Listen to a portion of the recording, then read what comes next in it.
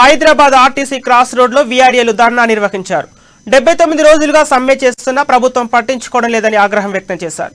వీఆర్ఏల పోలీసులు లాఠీచార్జ్ చేయడంతో కాసేపు ఉద్రిక్తత పరిస్థితి ఏర్పడింది. అనంతరం వారిని అదుపులోకి తీసుకొని వివిధ పోలీస్ స్టేషన్లకు తరలించారు. అంతకుముందు ధర్నా చౌక్ దగ్గర నిరసన తెలపడానికి పెద్ద ఎత్తున తరలివచ్చిన వీఆర్ఏలను అనుమతి లేదంటూ పోలీసులు అడ్డుకున్నారు. కొంతమంది వీఆర్ఏలు పోలీసులను దాటుకుని వెళ్లి ఆర్టీసీ క్రాస్ రోడ్ లో ధర్నా నిర్వహించారు. వీఆర్ఏల ధర్నాతో భారీగా ట్రాఫిక్ జామ్ అయింది. వీఆర్ఏలు ఉదయం నుంచి దశల వారీగా హైదరాబాద్ కు తరలిరాగా పోలీసులు ఎక్కడికక్కడ అడ్డుకున్నారు.